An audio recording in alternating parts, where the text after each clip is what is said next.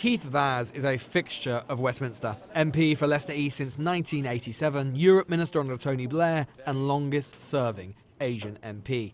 But for years, he's virtually disappeared. After this, he was secretly recorded 3 years ago posing as a washing machine salesman, allegedly paying for sex from young men and discussing the possibility of buying illegal drugs.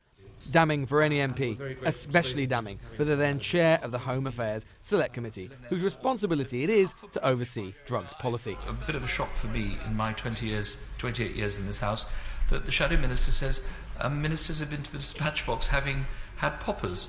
I think that's what she said.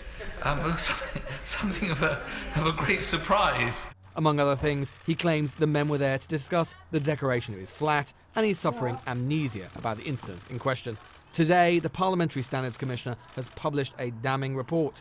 In it, she says, he shows disregard for the law, and that is disrespectful to the House and fellow MPs who are collectively responsible for making those laws. Mr Vaz's explanation of the incident on the 27th of August 2016 is not believable, and indeed ludicrous.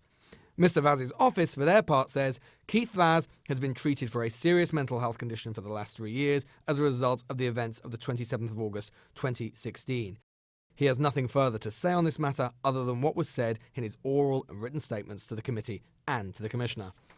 Not good enough, says the MP who initially referred Vaz to the Committee on Standards. Well, it's been a long time coming. The wheels of justice have moved very slowly. It's 37 months since I made my original complaints, but they've inexorably come to the unavoidable conclusion that Keith Vaz has brought the House of Commons into serious disrepute.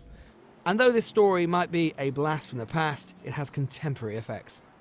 If Parliament does go ahead with this suspension, then it would be the longest for any MP in history and would mean one less vote in the lobbies for Labour, for a soft Brexit, for Remain. That is, of course, if Parliament itself isn't dissolved over the next few days.